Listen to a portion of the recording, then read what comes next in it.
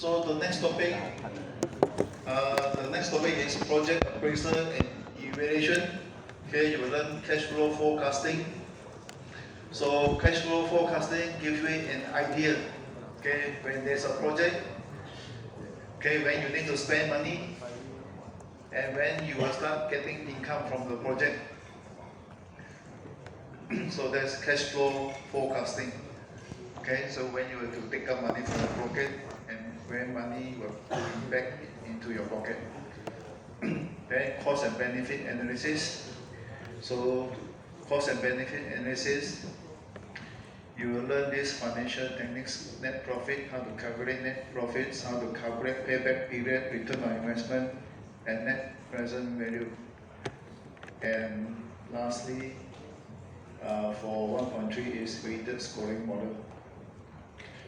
Okay, so cash flow forecasting. So this line is the time. This is the timeline. Above this line are income. Below this line, there are two red lines here. They are expenditure. So this is the start time. So when project start, expenditure, cash flow is negative. Cash flow is negative during product development. So during product development, you have to spend money. Okay, so you have to spend money. You have to spend money from your pocket. Okay, so that's why it is negative cash flow. So here positive cash flow. So here represent positive cash flow during the product operating life. So now, during this period, you start getting benefits from the project. You start getting income from the project. So here you spend money to develop the project, and over here, the project bring you income. So it's positive cash flow and negative cash flow. And here, there's a small cost. So this is the decommissioning cost. Decommissioning cost is a small amount of money you have to spend to remove the system from operation. For some system, you have to spend money to remove the system from operation. For some system, maybe you do not have this cost. Okay, this one. Seen this before? Okay, so this is a machine you insert coin to pay for parking ticket. This is one model. There are many models. Okay, so different area, different models. Some you can see a lot of this machine already dead. It's not used anymore. Correct? They are not used anymore, but the system is still there. That means the company that developed this system, they are not willing to spend some money to take up this system, bring it far away and throw it. It costs money. Need to spend money, correct? You have to hire people to remove all this system. You cannot throw it anywhere you like. You have to bring it to a very far location and discard it. You need to hire people, lorry, petrol, diesel. Now diesel is expensive. Can't throw it. Money. All this involves money. I think, to me, I guess, the company that developed the system not willing to spend the money to remove the system. It's not used, even though it's not used anymore. And the relevant authorities are not enforcing it.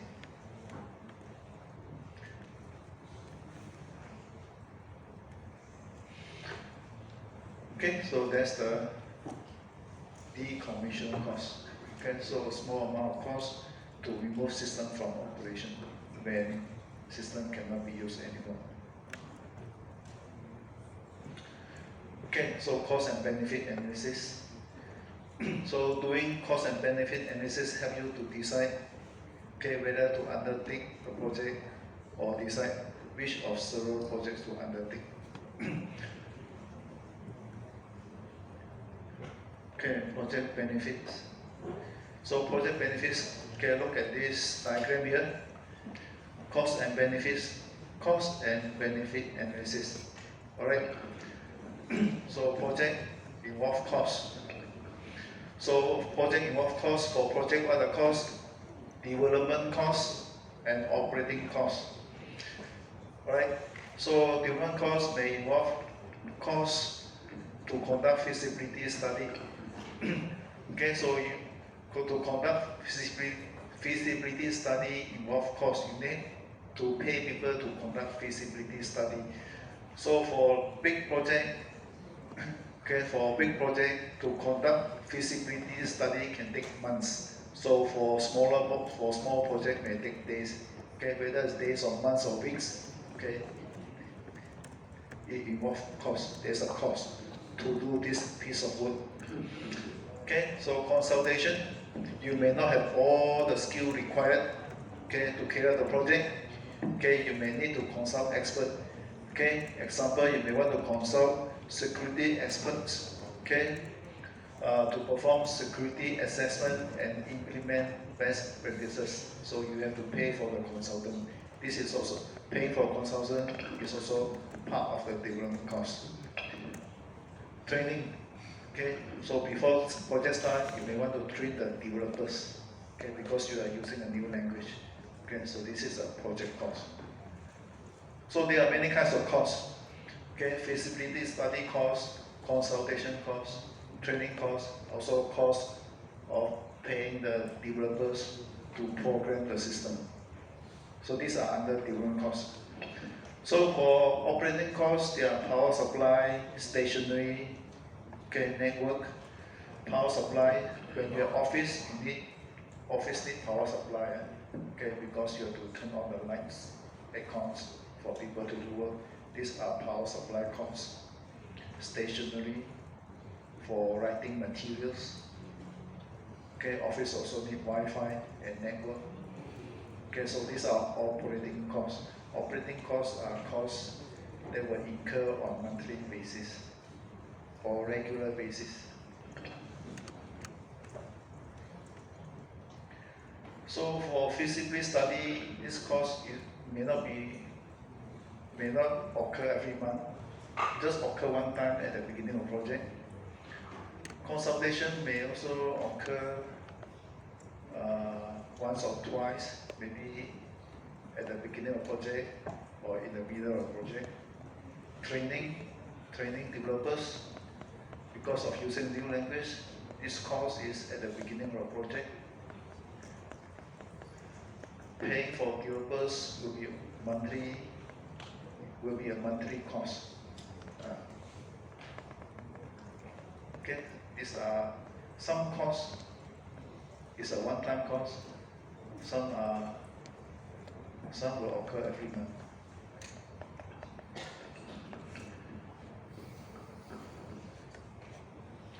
Okay, so benefits. So what benefits can a project bring? So benefits can be divided into two categories: tangible benefits and intangible benefits. Tangible benefits are those benefits that you can measure in monetary terms. Intangible benefits are those benefits that cannot be measured in monetary terms. Alright, so after I've completed this chapter, I will name this chapter as chapter 1 version 2. I will put in the Google Classroom. Okay, you take screenshot, so no problem. Okay, so tangible benefits are benefits that can be measured in monetary terms. Example like increased saving. Increased saving means amount of money saved as a result of automation. Okay, so amount of money saved as a result of automation can be measured in monetary terms, like those self-checkout system. So self-checkout system result in cost saving. Okay, cost saving where less staff are needed because checkout. Self-checkout system allows customers to do checkout by themselves. No staff is needed. So this will result in cost saving. How much can be saved can be measured in monetary terms. Increase in revenue. Okay, so increase in revenue can be measured in monetary terms. Example, more sales. So you develop a point of sale system. Okay, you develop a point of sale system. You can sell your point of sale system to many cafes. There are so many cafes in KL. Cafes are everywhere. You can sell to them.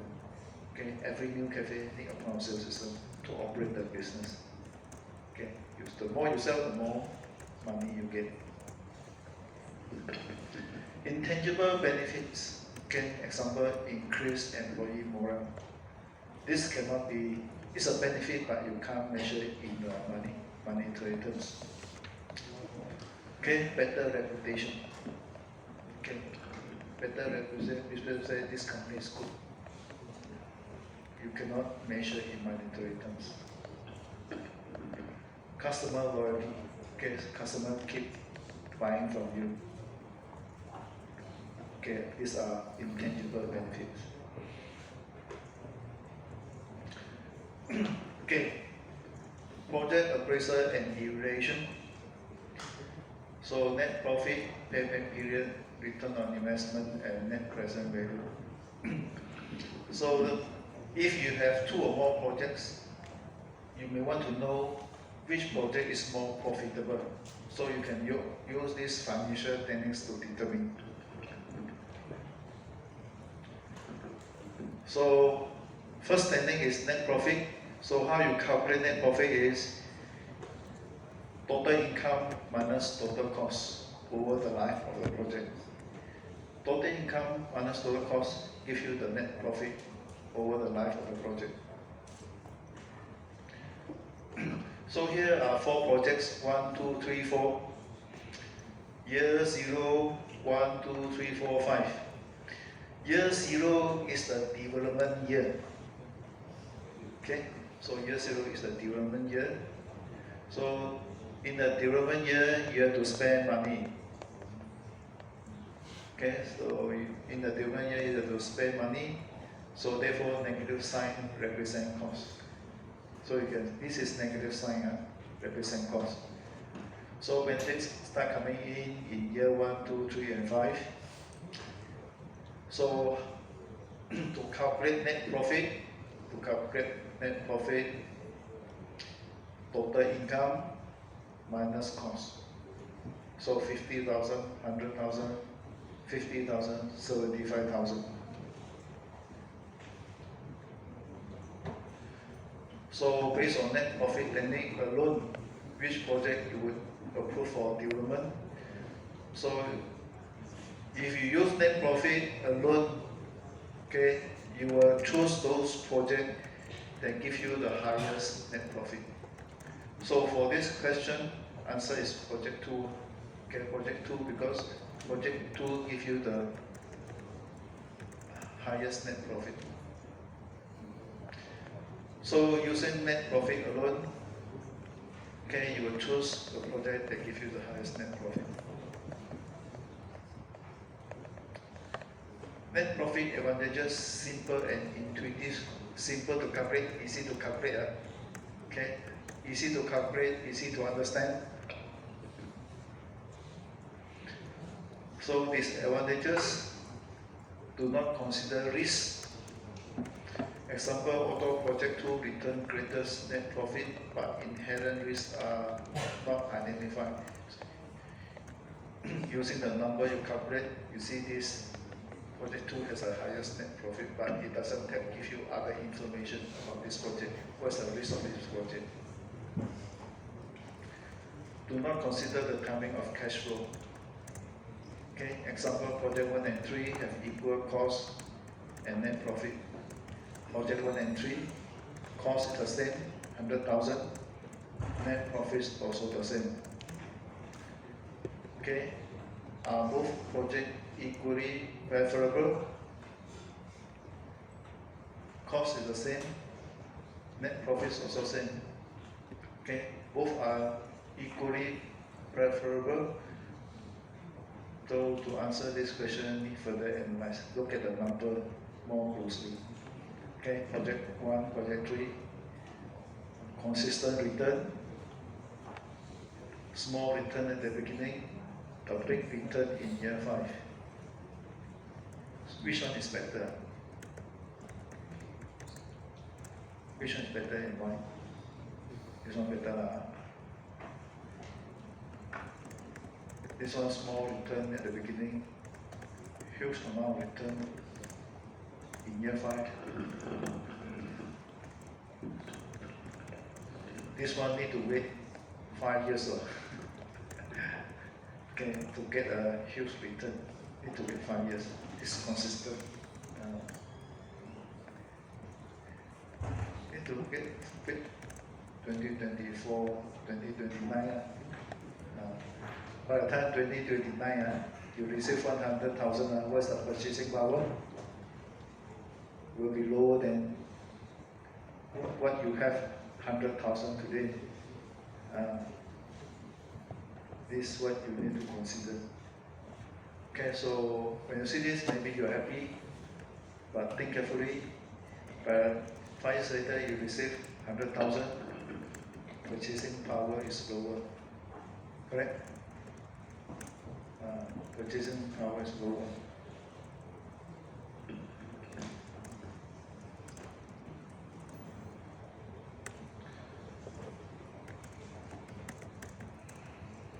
So that is net profit. Okay. So another thing is payback period. So payback period calculate the time needed to break even. Okay, to get back your cost, the time to get back your cost. Shortest payback period will be chosen. How to calculate payback period? Subtract each individual annual cash flow from the initial cash outflow until payback period is achieved. Okay. So what is the payback period for project 1, 2, 3, and 4?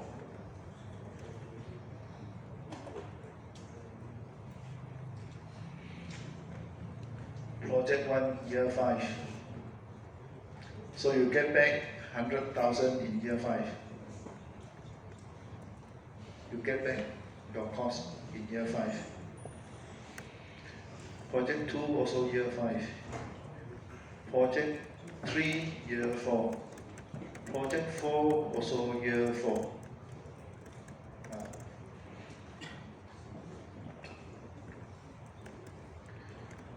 So using payback period, project 3 has the shortest payback period. If you look more carefully, okay, up to here is 90,000. Okay, likely for project 3, you get back your capital at the beginning of year 4. Beginning of year 4, you get back your capital. Payback period is early year 4. Project 4, payback period is end of year 4, even though both are year 4. So this is early year 4, this is late year 4. So project 3 has the shortest payback period.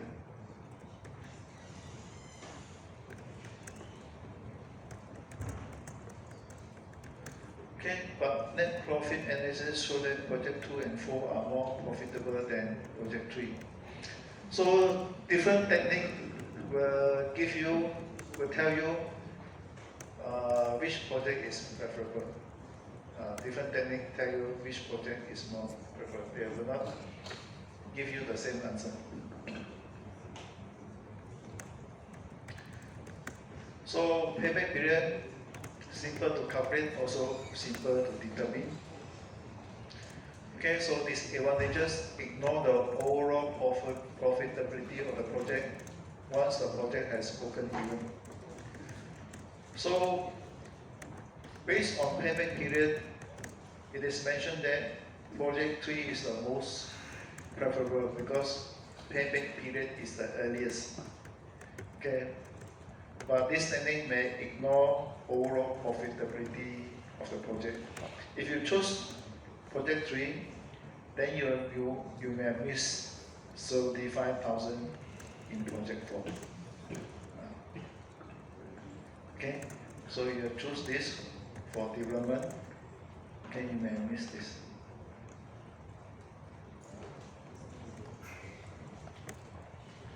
Okay, return on investment, also known as accounting rate of return, provide a way of comparing the net profitability to the investment required.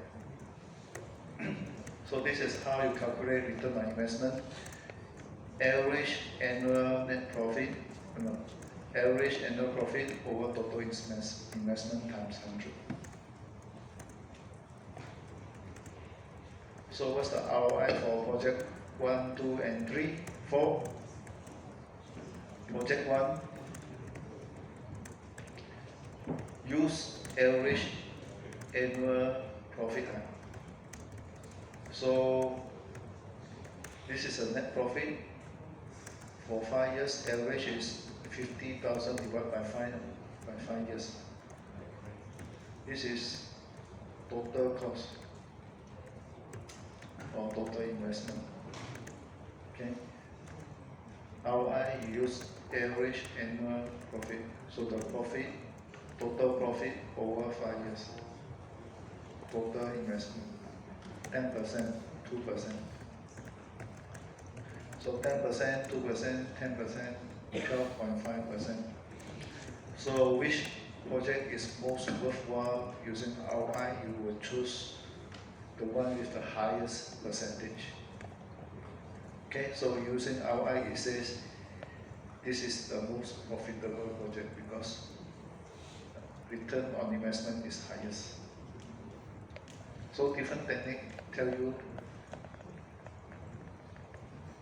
different projects.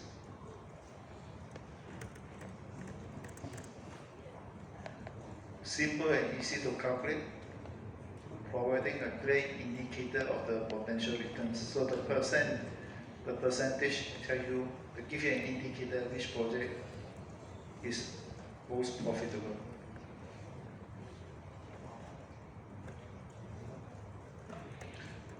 So these advantages does not consider the time value of money.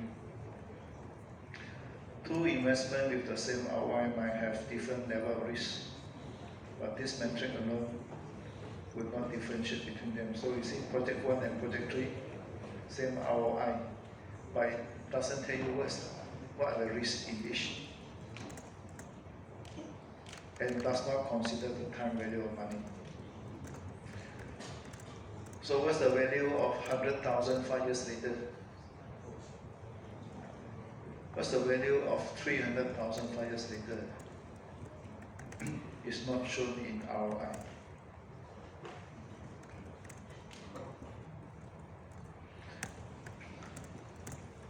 Next is net present value.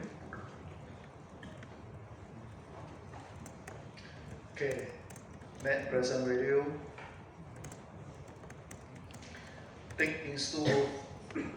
takes into account the profitability of a project and the timing of cash flow that are produced. Okay, the important point is net present value take into account the timing of cash flow. Take into account the time value of money. I skip this one. Let me skip this one.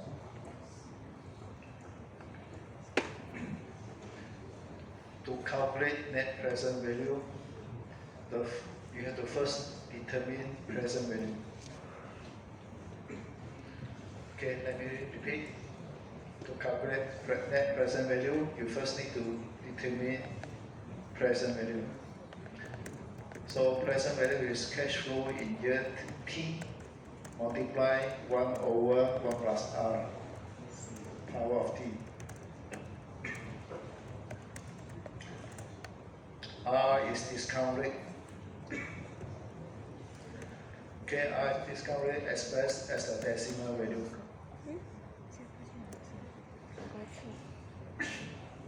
Okay. R is discount rate, and some book use the term interest rate. Okay. So R is discount rate or interest rate. T is number of years into the future. T is year.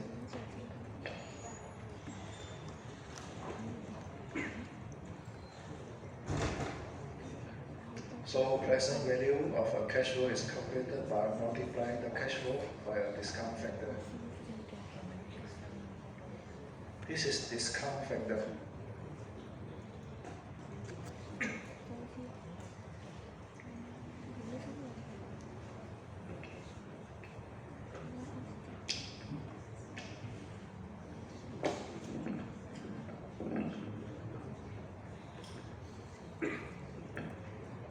Okay, so this is a cash flow for project 1. So this is a cash flow for project 1. Year 0 is now the development year. Okay, year 0 is a development year, is now the development year. Year 1, year 2, year 3, year 4, 5, where the benefits start coming in. So calculate the net profit for project 1, assuming discount rate is 10%. Okay, so 10% in decimal point is equivalent to 0.10. Okay. So discount factor. So remember the formula for discount factor is 1 over 1 plus R power of T. T is year. So here the cash flow discount factor is using a formula 1 over 1 plus R power of T. 1 over 1 plus R. R is a discount rate in decimal. So 10% is 0.10, 12% is 0.12, 9% is 0.09. Power T. T is 0. So for this one, T is 1. For this one, T is 2. T is 3. T is 4. T is 5.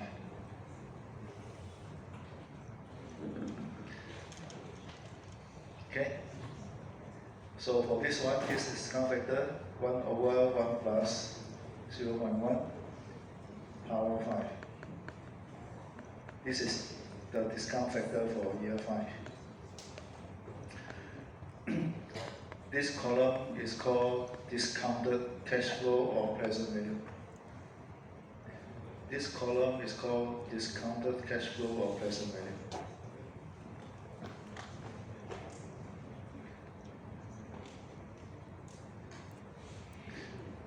Present value. Year 0 now. Now 100,000, no change. Now 1 year later, next year 10,000. Now is equivalent to present value is equal to 9091. This means this 10,000 which you receive 1 year later now is equivalent.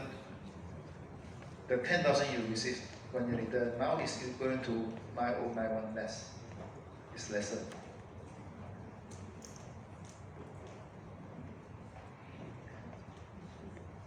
This is the money you receive 1 year later. Now the equivalent is 9091.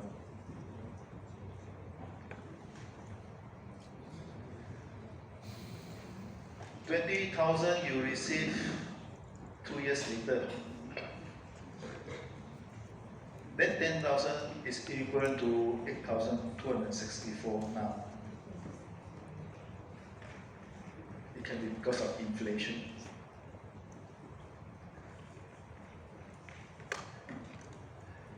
$10,000 you receive 3 years later. This 10,000 now is equal to 7513. Now,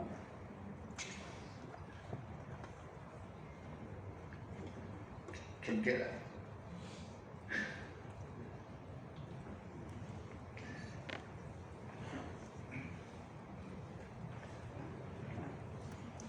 Okay, year 4. In 2028, now it's 2024. In 2028, you receive 20,000. This 20,000 is equivalent to 13,660 now.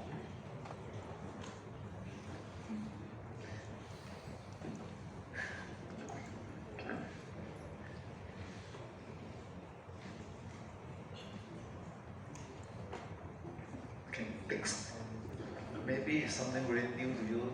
This may take time to get in.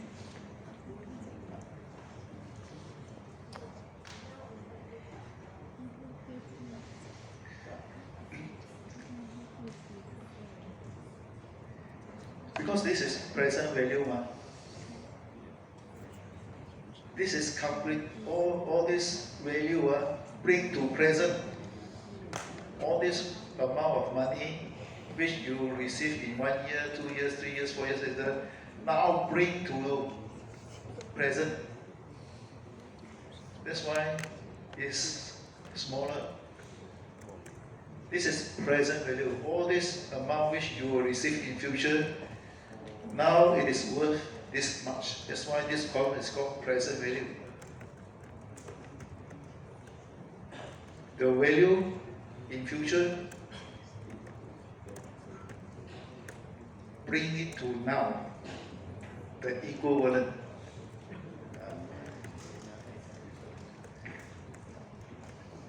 This value, this column is called this value is present value. This column is present value. That's why it's called present value. Present means now, because you calculate now.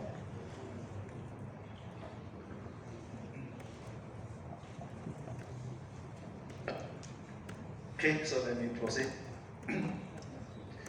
So you have the cash flow. These are estimated amount of money you will receive in one year later, 2 years later, 5 years later. The equivalent to now is this. So present value is cash flow multiplied discount factor, you get present value. Okay, so let me tell you why I highlighted this in yellow, yellow, yellow. Okay, why I highlighted all this number in yellow is because if exam come out, midterm test come out, this will be given, this will be given, this is what you need to calculate, and you calculate. Okay. So net present value is you sum up all the present value, you get net present value.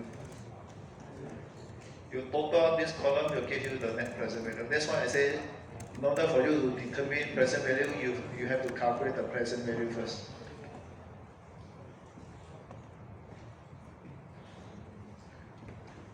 So project 1, net present value is 618.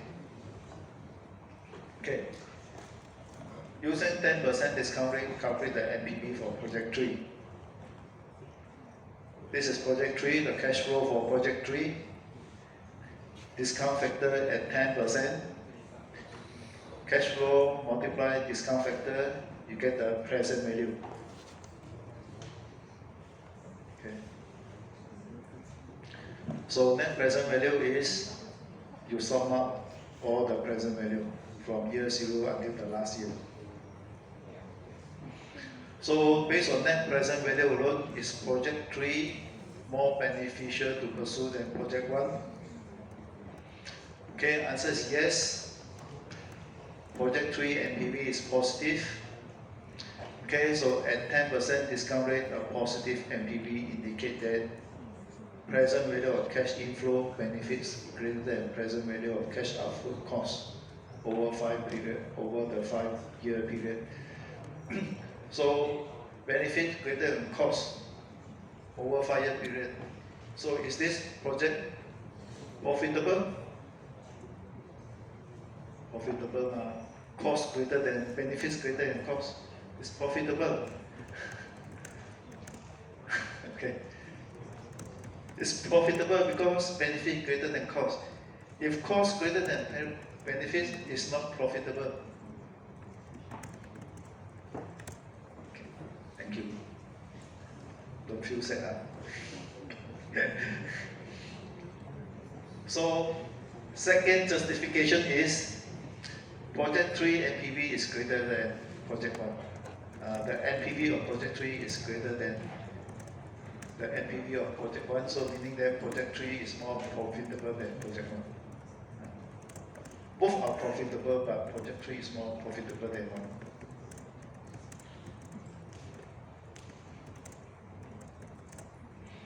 So assuming all other factors are equal.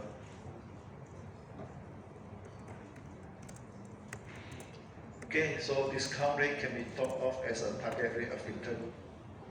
Okay, so the discount rate can be thought of as a target rate of return.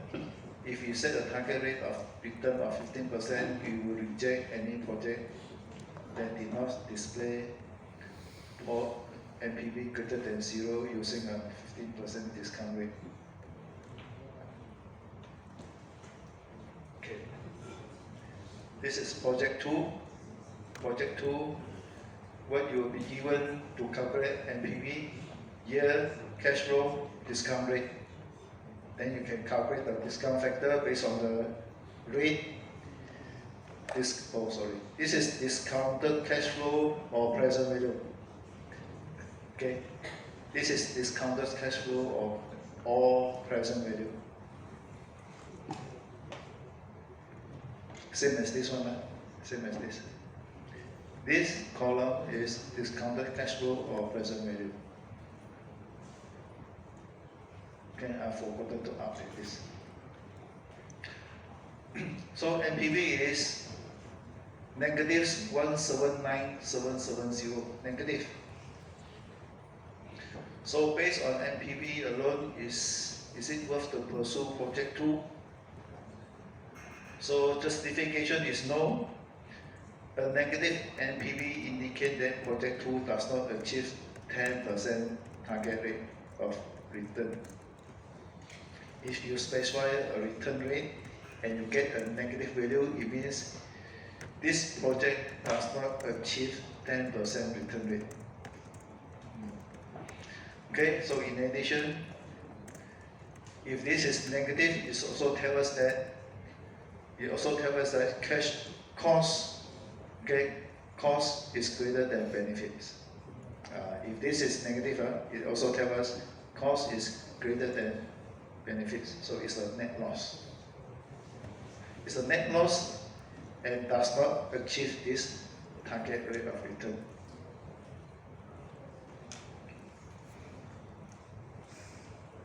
If 10%, this is positive, it achieves 10% target rate of return and profitable.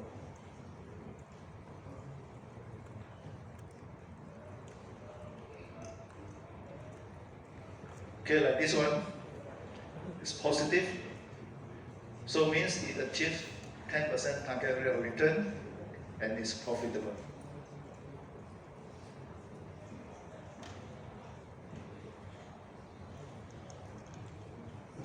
If 10% also cannot achieve, better put the money in FD. Okay.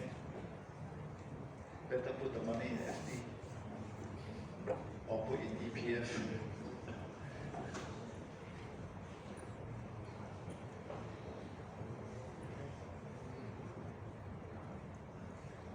Okay, exercise. This is a different scenario. Using a discount rate of 9%, calculate the NPV and ROI for project B. This is project B. So this is slightly different from the earlier example. So cost So there are costs in year 0, year 1, year 2, year 3. Just now the cost only appear in year 0. But for this project, there are also some costs in year 1, 2, and 3. So benefits, there's no benefit in year 0, but in year 1, year 2, year 3, yes. Okay, do the same.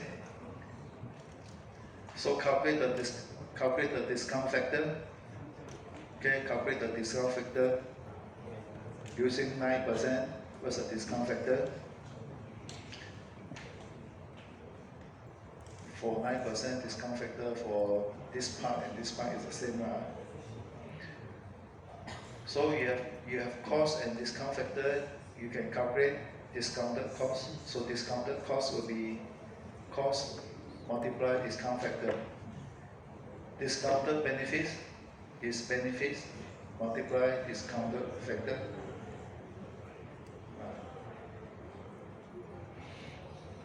Then you sum up all this, you get total discounted cost, total discounted benefits.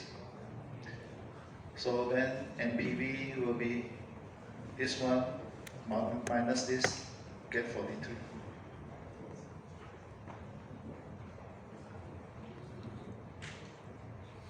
Okay, so ROI is total discounted benefits minus total discounted cost over total discounted cost 500%, 80%.